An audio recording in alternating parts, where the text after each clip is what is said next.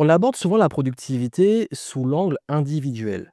Vraiment, c'est à travers le prisme du comment je deviens plus productif, moi, comment je me discipline, comment je me motive, comment je planifie, comment je priorise. Dans la réalité, nous sommes souvent amenés à travailler avec d'autres personnes, à collaborer avec différents types de personnalités. C'est là aussi où ça peut être parfois très compatible ou parfois carrément complètement incompatible. Nous sommes souvent aussi amenés à soit être managés par des personnalités différentes, mais nous-mêmes à manager des personnalités différentes. L'une des causes principales de démission et même aussi de burn-out, c'est le management. C'est avoir des managers qui vous mettent une pression pas possible, qui ne reconnaissent pas votre valeur, qui également vous mettent aussi des deadlines intenables.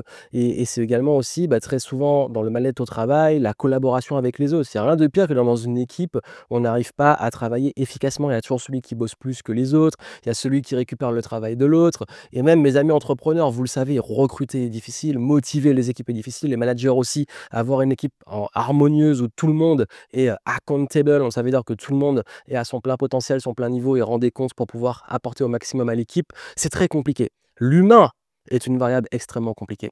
C'est pour ça que dans mon nouveau livre sur l'organisation et la productivité, j'ai abordé aussi les compatibilités des différents profils de personnalité. D'ailleurs, si vous n'êtes pas au courant, j'ai écrit un nouveau livre et dans ce livre, je vous amène à découvrir votre profil de personnalité pour l'organisation et la gestion du temps. Donc, comment, selon votre fonctionnement, votre rythme, vous organisez de façon optimale. Et dans ce livre, j'aborde les styles de flow. Donc, ça veut dire justement votre mode par défaut, votre rythme, les cycles que vous vivez. Et le profil tasker, ça veut dire votre mode opérationnel, comment passer à l'action, comment vous motiver, planifier, prioriser, etc. Je vous laisse découvrir tout ça. J'ai déjà fait une série de contenus où j'explique tout ça, donc je ne vais pas vous répéter. Mais là, en fait, je voulais aborder l'aspect relationnel. Je vous l'ai promis, parce que, en fait, justement, dans le livre, et notamment, il y a un gros chapitre dessus sur les compatibilités, sur le management et également sur le travail collaboratif. Et même dans les annexes, il y a un tableau comparatif et d'association des profils de compatibilité, notamment compatibilité naturelle, ça veut dire que les duos ils se comprennent instinctivement. J'ai une approche sur complémentarité possible, donc les différences qui peuvent se faire, mais également les points où on peut trouver une entente et les tensions potentielles. Voilà, donc voilà, vous avez les tableaux, dans le livre, je vous laisse découvrir et là, je me suis amusé à faire un petit top des profils les plus compatibles et des profils les plus incompatibles pour vous. Si vous voulez plus de détails sur les compatibilités, c'est dans le livre, mais je me suis dit que c'était intéressant parce que on se rend compte que souvent dans notre vie, ça se manifeste, notamment dans le couple et j'ai une anecdote en fait, c'est que j'en parle dans le livre, cette anecdote. C'est J'avais un couple lors d'un de mes ateliers sur, les différents profils d'organisation et ils ont commencé justement à dire: «Ah enfin je comprends pourquoi, moi je me couche, tard alors que toi tu te couches tôt et puis, l'autre qui se réveille tard, l'autre qui se réveille tôt». Ils ont des rythmes complètement différents et ils ont des modes de fonctionnement complètement différents. Alors pour le coup, là, c'est la femme qui gérait tout le planning de la maison. Ultra carré, profil tasker métal, tout est carré, tout est organisé et c'est elle qui devait penser à tous les rendez-vous et tout et monsieur qui, justement était beaucoup plus, on va dire, là, clairement, tasker, pour le coup d'air et qui, très créatif et tout et qui, pour le coup oublie et cetera. Un peu le bordel, le chaos. Donc on avait les 2 opposés, très rangés, optimisés et chaotiques. J'ai remarqué aussi, j'ai pas encore étudié assez l'aspect du couple, mais qui avait souvent une compatibilité ou alors parfois, carrément une incompatibilité, ça ce qui est logique et dans le travail, c'est pareil. J'ai été appelé une fois par une entreprise qui justement avait du mal à coordonner, entre une personne qui était justement, tasker terre, donc sur l'aspect, comptable, gestion des équipes et tout, mais très terre, très, carré et tout, qui avait du mal à gérer un profil et j'ai découvert qu'il était, tasker déter, qui était, donc pas c'est pas déter déterminé, bien que oui, je fais toujours la blague, mais éter, donc tasker visionnaire et du coup, en bossant, j'ai expliqué que là, il fallait beaucoup plus travailler parce que l'autre, en plus sur la RH terre, il y a un aspect humain. Généralement, c'est plus les hauts taskers d'eau qui sont bons en RH. Mais, tasker voilà, j'ai expliqué que là, en fait, le côté trop terre à terre, justement, trop cadré, trop rigide, ne correspond pas à ce profil qui a besoin de culture, de vision et tout pour être motivé. Donc j'ai bossé avec les 2, j'ai bossé avec tasker déter pour mieux s'organiser par rapport à son profil et en même temps avec, cette personne sur la RH et du coup, en fait, ça apaiser les tensions et ils ont compris. Donc ça, c'est un exemple pour vous dire que avant de vous parler des compatibilités, des tops, ça se manifeste énormément et au début, quand j'ai fait les profils, j'étais vraiment dans une approche un peu plus individuelle et je me suis dit: «En fait, il faut que je parle de l'aspect relationnel» parce que j'étais confronté énormément à ça et on m'a fait des demandes dessus. Donc voilà, donc c'est et je voulais faire cette petite vidéo pour le partager avec vous. Je mettrai aussi en podcast pour ceux qui m'écoutent, et j'ai fait un petit document et du coup, je vais l'utiliser pour vous présenter les compatibilités. Ce document, s'il vous intéresse, je mets le lien en descriptif et je mettrai sur mon petit groupe où on discute des profils. D'ailleurs, je fais une parenthèse. J'ai un groupe que j'ai depuis longtemps et sur ce groupe, je propose ces contenus et j'ouvre la discussion avec vous. Vous pouvez le dire directement en commentaire et ou sur le groupe. Mais là, j'ai envie d'étudier, vous, vos expériences personnelles par rapport au profil, donc votre profil et si vous avez des collaborations, des personnes avec d'autres profils que vous reconnaissez, comment ça se passe? Et dites-moi en termes de compatibilité si ça vous parle ou pas? Et vous, votre expérience et peut-être même que dans votre couple, il y a des choses qui se font. Donc d'accord d'ailleurs, je vous invite, hein, si ça se trouve, à faire le diagnostic en couple et voir les profils de chacun, c'est ultra intéressant. À mon événement de lancement, en fait, du l'événement de lancement du livre, il y a eu j'ai eu quelques couples qui ont fait le test, c'était assez marrant. Donc, je vais vous dire d'abord les compatibilités et incompatibilités, top 3 de chacun, des styles de flow, donc ça veut dire le rythme naturel, les cycles et cetera et des taskers, parce que c'est le profil flow tasker. J'ai déjà expliqué. Donc, les styles de flow les plus compatibles, le premier, c'est le continu et alternatif, parce qu'en fait, il y a une stabilité et du rythme. Ça veut dire que le alternatif, lui, il amène au bas, mais il peut justement avoir la fiabilité du contenu qui apporte la régularité. Et en fait, c'est une vraie complémentarité. Là, on est sur une bonne compatibilité de complémentarité. Bien entendu, quand je dis compatible, ça ne veut pas dire que l'entente va se faire tout de suite. Parce que parfois, quand c'est pas compris, quand un continu voit l'alternative qui a des hauts et des bas, il peut dire, bon, quand l'alternative se repose et tout, il peut le juger. Et ça, encore une fois, anecdote, je vais vous donner quand j'en ai, je vous en donne. Là, je suis en mode, je suis à la cool. Hem, Moi, j'ai vu justement, dans une équipe, il y avait une des personnes qui était en flow continu et qui avait son alternatif à côté et qu'en fait, l'alternatif, il bossait super efficacement et après il faisait des pauses et il voyait souvent l'autre aller prendre un café ou faire une pause et lui, il travaillait en continu toute la journée. Et il était frustré, il se disait: «Mais attends, tu fais tout le temps des pauses et tout», alors que l'autre était ultra productif et c'était juste 2 modes de fonctionnement différents et c'est marrant à voir. D'ailleurs, ça peut même arriver dans des couples où on a, la personne, celui qui est très régulier peut-être dans le quotidien et puis l'autre qui va taper des siestes et beaucoup travailler et tout et souvent on va juger. Et c'est ça que les profils, il faut faire attention au jugement, il faut juste accepter le rythme de l'autre. Donc ça, c'est très compatible quand c'est harmonieux. Les variables et intuitifs, alors là, c'est que tous les 2 ils acceptent l'imprévisible. Là, c'est une compatibilité dans le chaos. C'est les variables et intuitifs, ils se comprennent. C'est des profils non linéaires et en plus, c'est des profils qui savent que, ils embrassent le chaos. Ça ne veut pas dire, par contre, en termes de compatibilité, ils peuvent vraiment beaucoup gérer un projet parce que parfois, ça peut partir dans tous les sens. Périodique et alternatif. Le périodique, c'est sprinter, c'est je passe à l'action, et je fais des intensités, deadline courtes et je récupère et alternatif, justement, c'est les hauts et les bas. En fait, ça marche bien parce qu'en fait, ils ont une logique de hauts et de bas. C'est juste que le rythme des hauts et des bas est différent, mais ils se comprennent à mort et ils peuvent se motiver pendant leur cycle et ils peuvent s'harmoniser sur tous les 2 en gros cycle d'intensité, et de repos. Donc les 2 s'harmonisent plutôt bien. C'est juste que le périodique va peut-être avoir plus d'intensité, peut-être un peu plus longue que l'alternative. Ça dépend encore des cas, mais en gros, en fait, là où l'entente est bonne, c'est qu'ils ont tous les 2 quand même un style de courbe qui se ressemble, même si les durées des hauts et des bas sont différentes. Les moins compatibles pour le coup, alors là, les continus et les variables et paradoxalement, je sais que, j'avais dit que, il y avait continu et alternatif, mais les variables sont différents. Les variables, c'est vraiment imprévisible, alors que les alternatifs, on peut anticiper. Les continus, ils ont beaucoup de mal à gérer les variables. Ça les saoule parce qu'en fait, justement, les variables, c'est imprévisible et les continus, ils ont besoin de contrôle. Donc là, ça clash beaucoup. Pareil, les variables, ils sont saoulés que le continu parce qu'ils se disent: «Bon, bah, toi, t'es trop ennuyeux, t'es rigide». Donc ça, c'est une incompatibilité. Intuitif et continu également parce qu'en fait, l'intuitif, il a besoin justement de spontanéité, d'idées, de feu et le continu, il a besoin justement, il est régulier. Donc en fait, il peut avoir une frustration sur les méthodes de travail de chacun parce qu'en fait, l'intuitif, il fuit le cadre et le continu, c'est le cadre. Alors vous vous êtes quand même rendu compte que finalement le profil qui a le continu, il a un fonctionnement tellement particulier qu'il peut plus facilement être incompatible avec plus de profils et c'est pas parce que c'est un mauvais profil, c'est juste que c'est d'ailleurs un profil qui est assez rare. C'est juste que c'est un fonctionnement qui, comme il est rare et qui est tellement opposé à d'autres, c'est très facilement incompatible. Il y a une petite incompatibilité, mais elle est pas très forte. C'est, généralement alors pour le coup, on va aller se foutre la paix un peu au continu.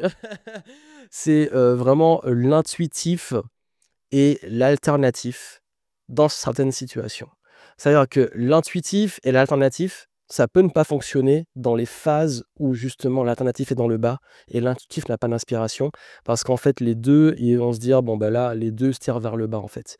Donc pas forcément une incompatibilité, directe, mais c'est une incompatibilité dans le fonctionnement parce qu'en fait, l'intuitif, même quand il est dans une grosse phase d'intuition et de rush, si, l'autre, il est dans sa période de bas, il va mal gérer.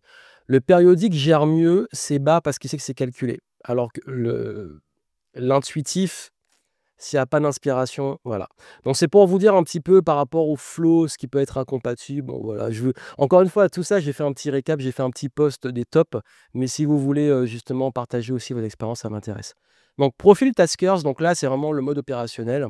Les plus compatibles, alors je vais tricher un peu, mais oui, les hauts, ils sont compatibles avec quasi tous les profils, enfin même tous. Parce qu'en fait, les hauts, c'est adaptateur universel. C'est l'adaptateur qu'on prend là pour aller en voyage. Tu vas te brancher sur toutes les prises. En fait, il faut le dire, les hauts, plus tout profil, ils sont flexibles, généralement ils sont médiateurs, généralement ils apportent de l'équilibre, de la collaboration, donc c'est très très très compatible. Pour ça, vraiment, je vous dis, c'est pour ça que ils sont très bons en gestion de projet, management, RH, et cetera. Ensuite, les taskers de métal et les taskers de terre, ils peuvent avoir une bonne alliance sur la structure. Ça veut dire qu'ils partagent vraiment un goût de l'organisation, ils peuvent avoir des systèmes très robustes, ils sont très fiables, donc ça marche très bien. Juste un point de vigilance, c'est que je sais, moi, l'expérience en plus étant métal, qu'il faut juste que le terre n'apporte pas trop de lourdeur. Si le terre ne rentre pas dans la lourdeur, le métal avec lui, ça se gère très très bien. Feu et air, là vous avez vu les éléments. Le feu et l'air, bah forcément, hein, c'est ce qui crée les incendies. C'est ce qui alimente les incendies. Quand il y a du vent et qu'il y a du feu, ça s'embrase. Donc l'énergie du feu, ça nourrit la créativité de l'air. L'air inspire le feu. Le feu, il a besoin de stimulation. Franchement, ça dépote. Par contre, ces deux-là ensemble, ils peuvent soulever des montagnes comme ils peuvent faire la montagne accouche d'une souris. Si on prend la métaphore de la montagne, ils soulèvent des montagnes ou ils accouchent d'une souris. C'est parce qu'en fait, ils peuvent aussi avoir une tendance à partir en mode fire, air, et ils arrêtent au bout de chemin. Oh, finalement, bah, on perd l'enthousiasme. C'est le risque. Éther et air, ils sont très très bons en vision et liberté créative, donc ils s'entendent beaucoup en créativité. Éther et air, franchement, ça dépote si vous voulez de la créativité et du brainstorming, parce que l'éther, il a une vision, il a une projection, une observation, il voit le futur. L'air, il est créatif, donc il peut trouver des solutions. Donc c'est très très puissant, ça dépote. Et je trouve que les 2 sont très bons et je voulais même rajouter un qui peut en fait, c'est une compatibilité que j'ai réussi à avoir, mais qui n'est pas universelle. Vous allez comprendre pourquoi. C'est une expérience, encore une fois une anecdote. Moi, dans mon équipe, j'ai, une personnalité éther et moi, je suis métal. Éther et métal, ça dépote quand les 2 arrivent à bosser ensemble, mais ça peut être catastrophique. Pourquoi? Parce que le métal peut être saoulé par le côté que visionnaire et pas pragmatique de l'éther.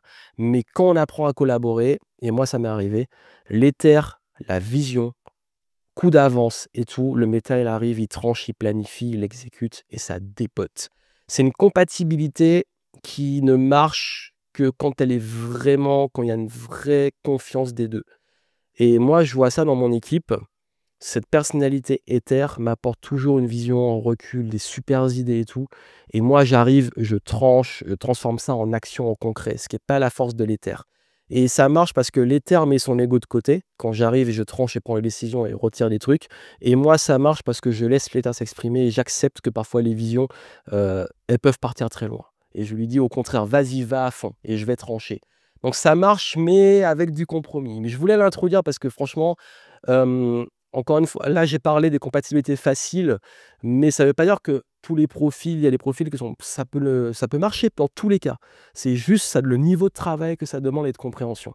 Mais justement, en termes de travail et de compréhension, les moins compatibles, terre et air, oh là là. Structure versus liberté. Terre et air, opposition entre le contrôle et la spontanéité. Opposition entre, dispersé, bah, le terre va voir l'air comme dispersé, irresponsable et l'air va voir, le terre comme, trop rigide, chiant, étouffé et cetera. Beaucoup d'efforts d'adaptation. Ça peut marcher, mais c'est compliqué.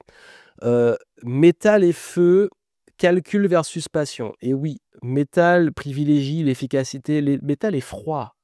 Le feu, donc le métal, en fait, on pourrait dire: «Oui, le feu, bah, s'il brûle, le fer, on peut le forger». C'est ça, encore une fois, ça demande beaucoup d'efforts, mais le feu, c'est la motivation chaude. Alors le métal a un côté, c'est pas la même temporalité. Le métal, il faut qu'il tranche, qu'il optimise là où il va être saoulé par le feu, en fait. Heu, terre et feu, perfectionniste versus impulsivité. Le tasker terre, c'est un peu comme le flow continu. Vous savez, ce sont les gens très, bah, voilà, pragmatiques, fiables, certes, mais très, droits et du coup, forcément, il y a ça c'est ceux qui ont ces personnalités-là ont de plus en plus de mal à s'adapter avec les autres. Donc terre et feu, perfectionniste versus impulsif.